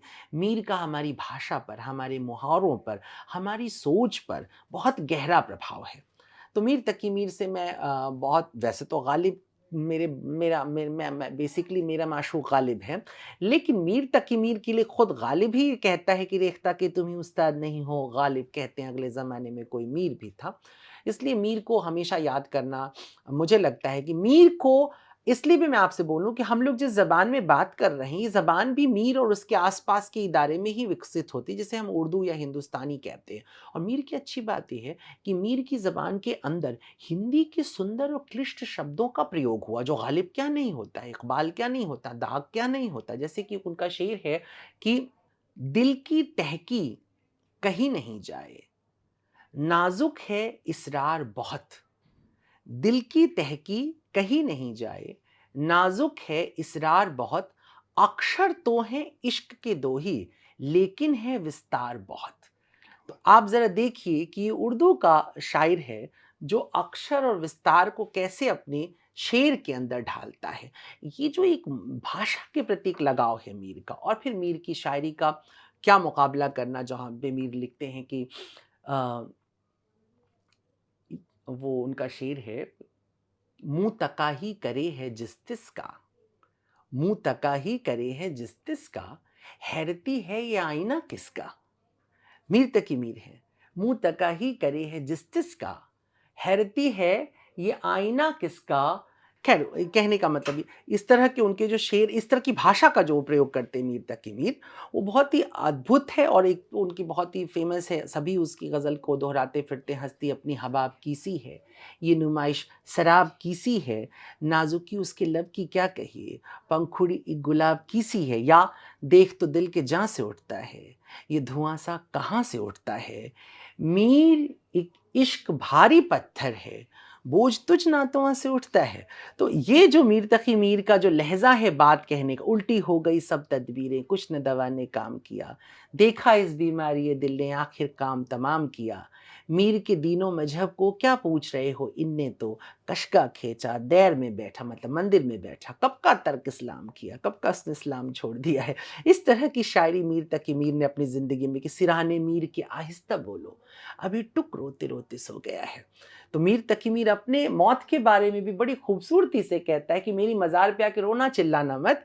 क्यों? क्योंकि थका हुआ था मीर। तो कह रहा है सिरहाने मीर के आहिस्ता बोलो, अभी टुक, अचानक रोते रोते सो गया है। तो उसकी कब्र पे भी आके रो मत। तो शायद ये जो मीर तकी मीर की जो नाजुकी है, बात कहने का जो तरीका है, जैसा मैंने उस वक़्त भी कहा था कि शाम ही से बुझा सा रहता है, दिल हुआ है चिराग मुफ़लिस का, मुँह तका ही करे है जिस तिसका, हैरती है ये आईना किसका। तो ये जो मीर तकी मीर का लहज़ा है बात कहने का, ये किसी और के पास नहीं रहा। दूसरी तरफ गालिब का आपने नाम लिया, तो मैं बार-बार दोहराता हूँ कि मीर में जहाँ मोहब्बत, मीर किसी की शिकायत भी करेंगे तो इतनी मोहब्बत से शिकायत करेंगे कि पानी-पानी आप हो जाएँ शर्म से। लेकिन गालिब आपसे मोहब्बत भी करेंगे तो इतने तार्किक तरीके से करेंगे कि मोहब्बत करने के लिए सोचना पड़े। मुझे क्या बुरा था मरना अगर एक बार होता, हाँ? हुए मर के हम जो रुसवा, हुए क्यों ना गर के दरिया, ना कहीं जनाजा उठता, ना कोई मज़ार होता। ठीक है ना? तो गालिब की जो शैली है उसका मज़ा ये है, गालिब के पास एक तेवर है। एक अपने दुःख पर घमंड करने की एक ताकत है। मुझे लगता है एक साहित्यकार, एक कवि, एक लेखक, एक चिंतक वही हो सकता है जो अपने दुःख को शिरोधार्य कर सके, जो अपनी पीड़ा से अपना राजमुकुट तैयार कर ले, जैसे कि जीसस क्राइस्ट के सर पे काँटों का मुकुट पहनाया गया, ये दिखाने के लिए कि ईश्वर के पुत्र ने जब पृथ्वी पर पैर रखा, तो उसने पीड़ा को अपने माथे पे ताज की तरह सजा लिया है। गालिब के अंदर वही एक बात आती है, इसलिए वो ईसा से भी टकरा जाते हैं और कहते हैं इब्ने मरियम हुआ करे कोई, मेरे दुख की दवा करे कोई। कोई हो मरियम का बेटा, लेकिन मेरे दुख की तो नहीं दवा कर रहा है ना, तो काहे के लिए मैं उसको मानूं। तो या उनका बहुत फेमस, हमको मालूम है जन्नत की हकीकत लेकिन दिल के खुश रखने को गालिब ये ख्याल, या हजारों ख्वाहिशें ऐसी कि हर ख्वाहिश पे दम निकले, या उनका वो शेर हर एक बात पे कहते हो तुम कि तू क्या है, तुम ही कहो कि ये अंदाज़े गुफ्तगू क्या है, रगों में दौड़ने फिरने के हम नहीं कायल, जब आँखी से न टपका तो फिर लहू क्या है, दिले नादां तुझे हुआ क्या है, आखिर इस दर्द की दवा। इस तरह की बातें कहना, इस तरह से अपनी अपनी बाजीचे एतफाल है दुनिया मेरे आगे, होता है शब व रोज़ तमाशा मेरे आगे।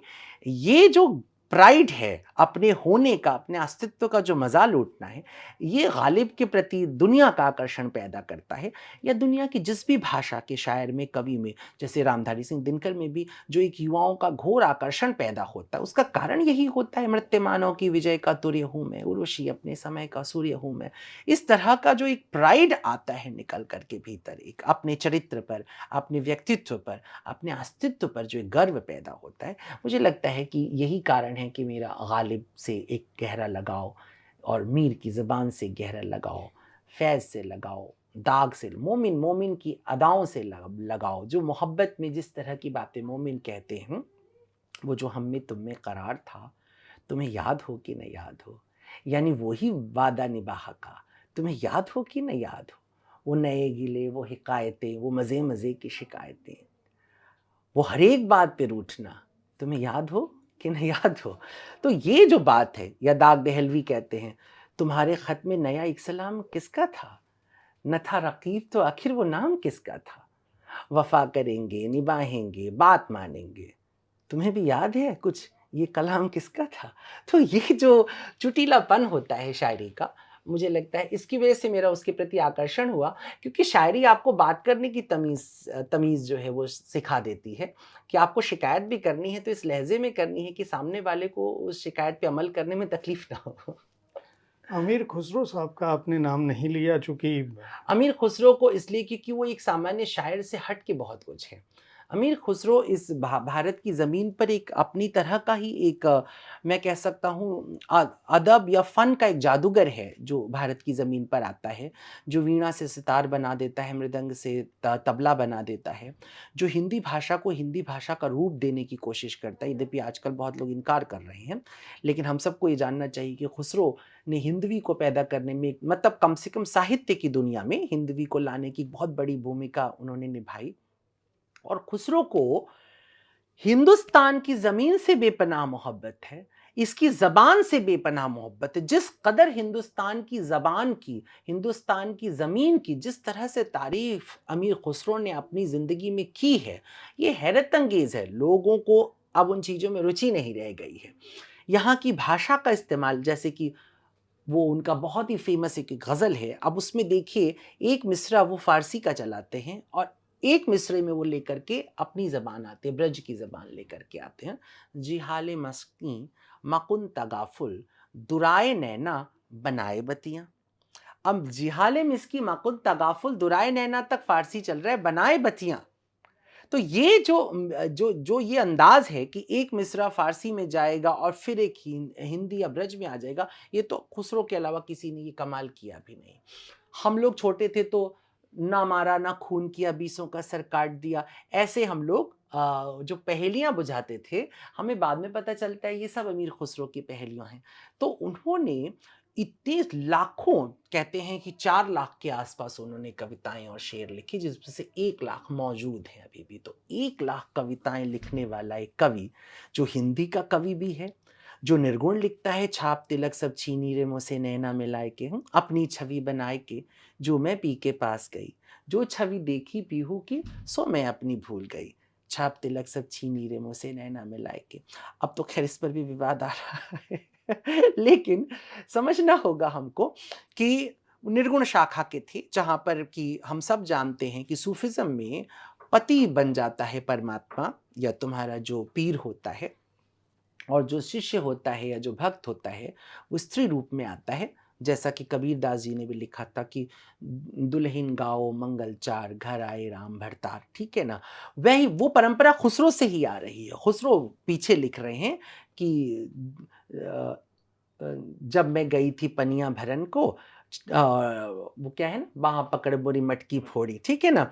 तो ये सब बातें जो लिखा स्त्री रूप में पूरा आकर के लिखना ना, गोरी सोए सेज पर मुख पे डाले केश छी चल खुसरो घर आपने, तो इस तरह की बातें जो खुसरो ने लिखी है, निसंदेह उन्होंने इस्लाम का भारत में प्रचार करने के लिए हो सकता है बहुत से टूल्स का इस्तेमाल किया हो। ऐतिहासिक रूप से मैं जानता हूँ और मैं इसको भी जिक्र करने में नहीं चूकूंगा कि खुसरो की, निजामुद्दीन औलिया की एक बड़ी भूमिका है पश्चिम की तरफ दिल्ली के आसपास के इलाकों में इस्लाम के प्रचार प्रसार में।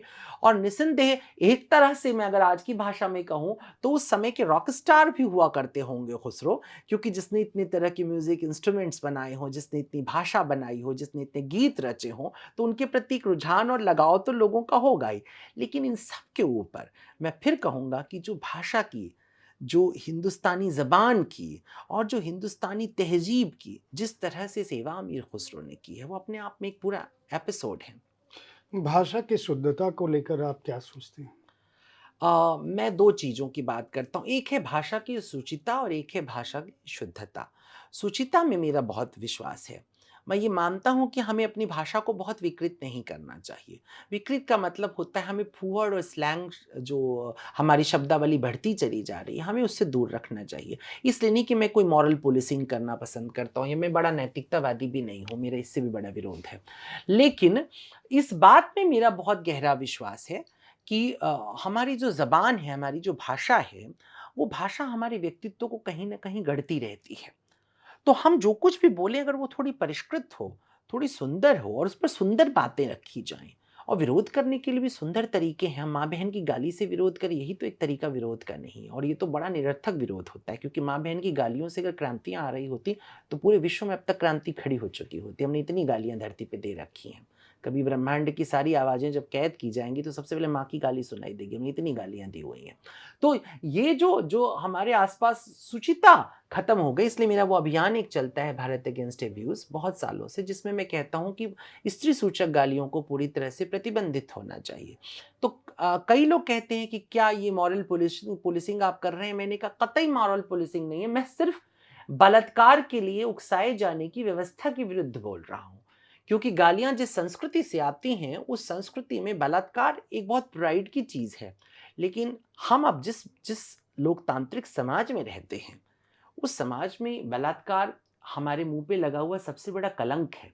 और अगर हम मौखिक बलात्कार निरंतर करते जा रहे हैं, आपके बगल में आप स्त्री खड़ी है, कौन खड़ा है, अगर वो आपकी बेटी नहीं है आपके बगल में खड़ी, तो आप आसानी से बेटी की गाली, बहन की गाली दे के गुजर जाते हैं, और आप इसे मर्दानगी भी नहीं समझते, बल्कि आप इसे एक सामान्य घटना समझते हैं। मैं कहता हूं कि इस तरह से मैं इसे ज़्यादा मानता हूँ, बाकी चीज़ों को मैं उतना बुरा नहीं मानता हूँ कि भाषा के बीच में आपकी थोड़ी-सी अंग्रेज़ी आ जाए, थोड़ी-सी उर्दू आ जाए, थोड़ी-सी भोजपुरी आ जाए, या आप भोजपुरी से आते हैं और आप श नहीं बोल पा रहे, कोई ख़ास उससे फ़र्क नहीं पड़ता। तुलसी ने तो शंकर सुवन लिखा, शंकर सुवन तो लिखा नहीं, अब भले ही शुद्ध किया जा रहा हो, लेकिन तुलसी तो इसी भाषा में लिख रहे थे क्योंकि ब्रज की भाषा में थे वो। खुसरो ने कई जगह ऐसी ही भाषा का इस्तेमाल किया है। तमाम लोगों ने इस तरह की भाषा का प्रेमचंद के नाटकों के भीतर भी तमाम ऐसे कैरेक्टर हैं जिनको इसी भाषा में वो बुलवाते हैं, दूसरी भाषा का प्रयोग नहीं करते हैं। भिखारी ठाकुर के गीत अपनी ही भाषा में जादू जगाते हैं, हंसी हंसी पनवा खियोले बेईमनवा, इस तरह के गीत आप सुनते हैं। चलत मुसाफिर मोह लियो रे पिंजरे वाली शैलेंद्र लिखते हैं, अच्छा लगता है। भाषा का मिला जुला रूप बुरा नहीं लगता, पर सुचिता की बात है, उसमें स्लैंग नहीं होना चाहिए, फूहड़पन नहीं होना चाहिए, ज़बरदस्ती की ठूसी हुई इंग्लिश भी नहीं होनी चाहिए। जहाँ अंग्रेज़ी की ज़रूरत नहीं वहाँ भी अंग्रेज़ी बोला जाए, अजीब लगता है, फिर जिस अंग्रेज़ी में बोल लो। जिस लोक में गालियाँ गीतों का हिस्सा हों, जहाँ स्वागत सत्कार और वैवाहिक आयोजनों में जिस समाज में उनकी व्याप्ति हो, वहाँ आप इसे स्त्री अस्मिता से जोड़ के देख रहे हैं। यह कैसे संभव हो पाएगा कि लोक में जहाँ व्याप्त हो? लोक में खैनी भी व्याप्त है, तंबाकू भी व्याप्त है, सिगरेट भी व्याप्त है, दारू भी व्याप्त है, बलात्कार भी लोक में ही व्याप्त है। ये कोई एलियंस आके नहीं करते। तो लोक में सब कुछ सुंदर नहीं पड़ा हुआ है, बहुत कुछ असुंदर है। और जैसे आप जब खेत लगाते हैं और जब आप उपवन सजाते हैं तो घास पतवार काट देते हैं ना, तो ऐसे घास पतवार अगर हमारी लोक संस्कृति में घुस गई हैं तो उन्हें काट के फेंक देना चाहिए।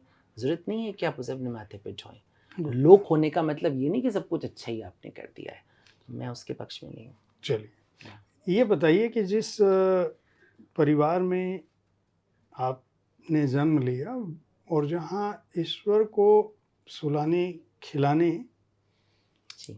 से लेकर उनकी पूरी जीवनचर्या तय हो, शादी वहाँ- ब्याह सब कुछ, हाँ बनारस में तो जी, शिवरात्रि में पूरी जी, शादी ब्याह सब कुछ, गौना भी होता है। जी, गौना भी होता है।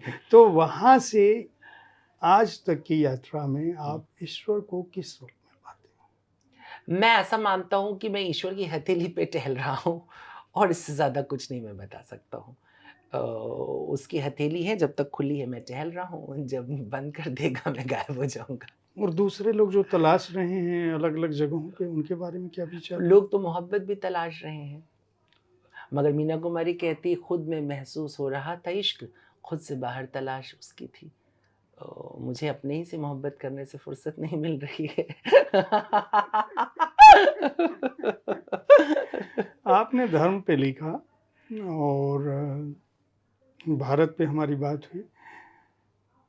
धार्मिक प्रतीकों को लेकर आपकी क्या विचारधारा है, या आप क्या सोचते हैं कि ये जो धार्मिक प्रतीक है या जो कर्म कांड है और जो पद्धतियां हैं दुनिया के लगभग सभी धर्मों में यह व्याप्त हैं, ईश्वर कहीं न कहीं किसी न किसी रूप में आस्था से अधिक मुझे लगता है कि दिखने और दिखाने की स्थितियों का शिकार हो गया है। जो हमारी मान्यता में ईश्वर है, मैं उनकी बात कर रहा हूँ। आप स्वयं क्या पाते हैं? आपने जो अध्ययन किया है, या आप उस पर अगर मैं जानना चाहूँ कि इतना जो कन्फ्लिक्ट है सोसाइटी में और जिसको लेकर बार-बार झगड़े हैं। अगर हमने अभी सगुण की बात की, निर्गुण की बात की, तो ये सगुण निर्गुण का विवाद तो सदियों से हमारे समाज में था, जब से हमने ईश्वर की कल्पना की है।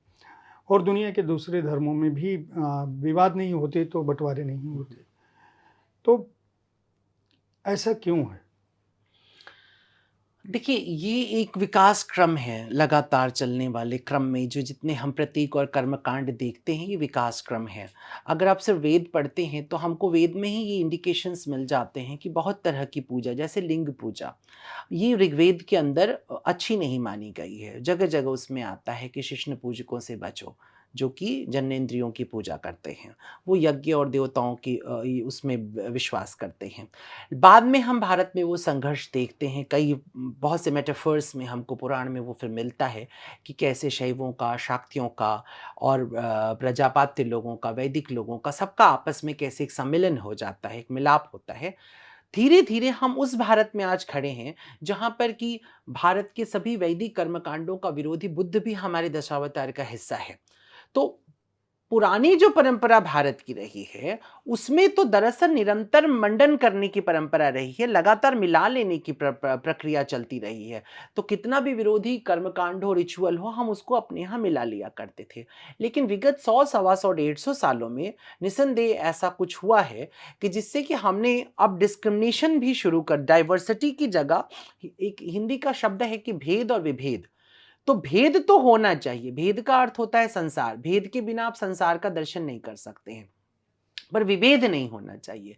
विभेद का मतलब होता है इसे श्रेष्ठ मानना और इसे बुरा मानना। तो ये जो विभेद वादी दृष्टि हमारी नई विकसित हुई है, मैं इससे मानता हूं कि नुकसान होता है। व्यक्तिगत तौर पे मुझे रिचुअल्स बहुत अच्छे लगते हैं, मुझे फेस्टिवल्स बहुत अच्छे लगते हैं। मैं विशुद्ध ब्राह्मण घर में पैदा हुआ और मेरे घर में सारे हिंदू कर्मकांड होते थे, बावजूद उसके मुझे लगता है बरसों तक मैं हर 25 दिसंबर को मैं पूरे मोहल्ले को बुला के क्रिसमस डे मनाता था।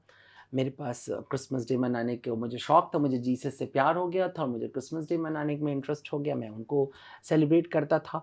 मैं इफ्तार, जब मुस्लिम्स लोगों से मेरे संबंध हुए तो मैंने इफ्तार शुरू की, वो इफ्तार भी मैं उनको देता हूँ, वो इफ्तार करते हैं और वो खाते पे। मैं ईद मनाता हूँ, मुझे सेवइयाँ अच्छी लगती हैं। मेरा विश्वास उनकी पूजा पद्धति में या उनके ईश्वर में हो ना हो, उनका जो पूरा का पूरा वो हो, लेकिन मुझे उनकी सेवइयाँ अच्छी लगती हैं, मुझे उनकी खुशी अच्छी लगती है, मुझे उनके कपड़े अच्छे लगते हैं। इसको मैं रोक थोड़ी ना दूँगा, जो चीज़ मुझे सुंदर लग रही है, वो सुंदर लग रही है। तो मैंने शुरू में कहा सुंदरता में ले धर्म है, वो कहीं भी विकसित हो रही हो, किसी भी तरह से आ रही हो, रिचुअल बहुत सुंदर होते हैं, कहीं भी हो रहे हो। अगर आप बिल्कुल से अपने दिमाग में ये टैगलाइन लेकर नहीं बैठ, जैसे बहुत से वामपंथियों और प्रगतिशीलियों को हुआ कि ये सब कुछ ढोंग रचा जा रहा है, तो ढोंग तो गरीबों के संदर्भ में महंगी शराब पीते हुए लिखना भी है, उससे बड़ा ढोंग तो कम से कम रिचुअल नहीं होता है कि मेरे हाथ में एक स्कॉटलैंड की शराब हो और मैं बात कर रहा हूँ कि और कानी कुतिया मर गई, you know that something like that. तो इससे कोई फर्क नहीं पड़ता। मैं समझता हूँ रिचुअल्स जो है मनुष्य की आदत है, मोहब्बत में भी हम रिचुअल करते हैं। हम वैलेंटाइन डे पे नहीं भी देते थे उस जिस ज़माने में, तब भी हम खत दिया करते थे। मेरे महबूब पिक्चर तो जब आई तब वैलेंटाइन डे का क्रेज़ नहीं था। लेकिन आपको पता है कि बहुत सारे लोग उस ज़माने में किताब लेके निकलते इसलिए थे, बहुत लड़कियाँ ख़ास तौर पे, कोई टकरा जाए और किताब उठाना पड़े। तो रिचुअल्स तो हर चीज़ में है, माँ-बाप के हम पैर छूते हैं, रिचुअल है। हम एक-दूसरे को हेलो बोलते हैं, नमस्कार करते हैं, रिचुअल है। हम कभी मिलते हैं, भोज पे बुलाते हैं, रिचुअल है। तो अगर कुछ रिचुअल प्रकृति के साथ भी हो जाए तो कोई पाप थोड़ी ना है। आखिरी सवाल पूछूंगा और उसके बाद इस महंगी कविता की पहली कविता मैं आपसे ही सुनना चाहूँगा, जी। क्योंकि वो कविता बहुत ही अलग फ्लेवर की है और अ, सभी कविताएं आपकी जी। उम्दा हैं, श्रेष्ठ हैं, चूँकि आपके द्वारा चयनित हैं और आपको सुंदरता से प्यार है। तो मैं कहूँगा कि हमारे दर्शकों को जो भी जिनकी भी क्षमता हो और जिनको प्यार हो, तो आप उमा दत्त की ये महंगी कविता खरीद कर पढ़ सकते हैं। वाणी प्रकाशन ने, जैसा कि स्वामी जी का दावा है कि ये EMI पे भी उपलब्ध है और ये देखना भी चाहते हैं कि ₹125 में कोई एक कविता बहुत महंगी नहीं है। और दूसरी चीज़ जो इसके पीछे उद्देश्य है कि आप महंगे मोबाइल फ़ोन का इस्तेमाल कर पाते हैं, महंगी शराब पीते हैं और हर चीज़ जिसमें आपको खुशी मिलती हो उसके लिए आप कीमत नहीं देखते। तो अगर ज्ञान की कोई चीज़ है जिसमें प्रेम समाहित हो, दर्शन समाहित हो, आध्यात्म समाहित हो और जो आपके जीवन को कुछ और बेहतर कर सकता हो, तो उसके लिए ये कोई मूल्य नहीं है। इस पुस्तक के इतना महंगा होने की इकलौती वजह शायद यह भी है। तो आपके पसंदीदा लेखकों के बारे में और सबसे प्रिय पुस्तकों की बात अगर मैं करूं, बहुत सारा पढ़ा है, लेकिन बहुत सारे में कुछ चीज़ें होती हैं जो कहीं न कहीं रह जाती हैं और बराबर रहती हैं, आपके जीवन के साथ चलती हैं। मैं चाहूँगा कि उन पुस्तकों की और उन लेखकों के बारे में कुछ बताएँ। वैसे तो मैं वेद व्यास, एक चूँकि पूरी परंपरा है, लेकिन मैं व्यास से बड़ा संसार में न कोई मस्तिष्क मानता हूँ, न कोई व्यक्तित्व मानता हूँ, न कोई लेखक मानता हूँ।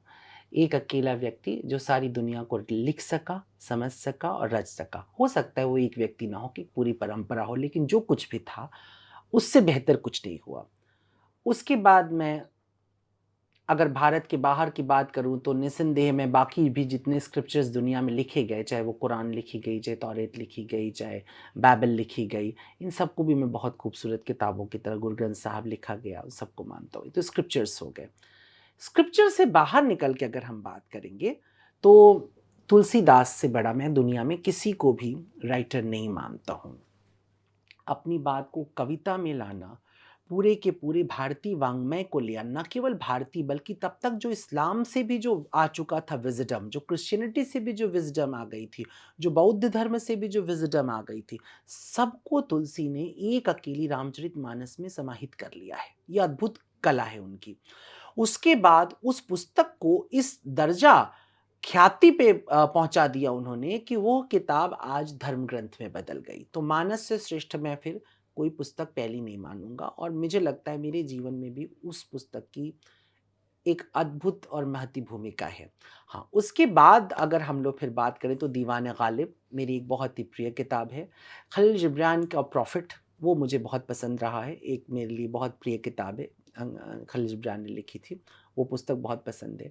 मुंशी प्रेमचंद की बहुत सी कहानियाँ, लेकिन विशेष करके मंत्र, उसने मुझे बहुत प्रभावित किया और मैंने उसे हज़ारों बार पढ़ लिया होगा। उस पुस्तक ने भी मुझ पे बहुत गहरा प्रभाव डाला है।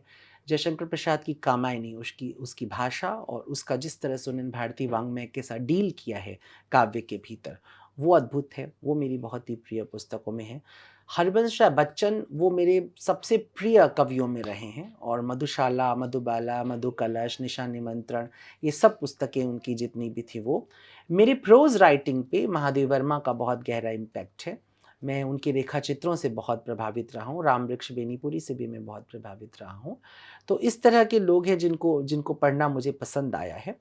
और अब पुस्तकें इतनी हैं, गुलज़ार साहब को नहीं मिस कर सकता हूँ। उनकी राइटिंग, उनका लेखन भी, चाँद पुखराज का रात पश्मीने की ऐसी किताब, प्लेटो छोटी-सी किताब लेकिन बड़ी वैल्यूएबल किताब उन्होंने लिखी है। तो उनकी किताबें भी बहुत अच्छी थी। कई सिनेमा के भी राइटर्स हैं जिनकी राइटिंग पसंद है, जैसे शैलेंद्र। मुझे शैलेंद्र का लगभग हर दूसरा गीत पसंद है और हर दूसरे गीत में मुझे साहित्य मिलता है। तो ऐसे बहुत से लोग हैं जिनको मैंने लिखा, पढ़ा और देखा होगा और एक को चुनने की जब बात आएगी तो व्यास को चुन के इसलिए खाली हो जाता हूँ। चलिए, अच्छी बात। हमें एक कविता सुना दीजिए और जी, फिर हम समझते हैं कि आज के लिए हम अपनी बात को अवश्य। तो मैं आपको इसमें से आपका जिस किताब मैंने पहली कविता कही है हाँ, क्योंकि उसी के नाम पर इसका टाइटल भी जी। है महंगी कविता, तो मैं वही पढ़ रहा हूँ। मेरी कविताएं बहुत महंगी हैं, जैसे महंगी है प्रेमी की नींद, धनिक की स्वतंत्रता, निर्धन की आवश्यकता, रोगी की जीवटता, भोगी की भक्ति, योगी की शक्ति, उपवन का फाग, क्रांति की आग। मेरी कविताएं बहुत महंगी है, जैसे महंगी है पुरनियों की छुअन, स्मृतियों की चुभन, सांसों की लड़ी, परीक्षा की घड़ी, प्रतीक्षा की रात, बिगड़ी हुई बात, छूटती हुई प्रीत, टूटती हुई रीत। मेरी कविताएं बहुत महंगी हैं, जैसे महंगी है सोच की सच्चाई, प्रेम की गहराई, धरती पर हरियाली, गरीब की खुशहाली, शहरों में शांति, देश में क्रांति, भादों में रवि, निर्भीक कवि। वाह, बहुत अच्छा, बहुत बहुत शुभकामनाएं। मैं अपने दर्शकों से कहूँगा कि इस पुस्तक को चाहें तो खरीदें, स्वामी उमादत्त को पढ़ते रहें, इनके विचारों को सुनते रहें और मनुष्य बनने की दिशा में कुछ आप भी अग्रसर हों। हम कोशिश कर रहे हैं। धन्यवाद। बहुत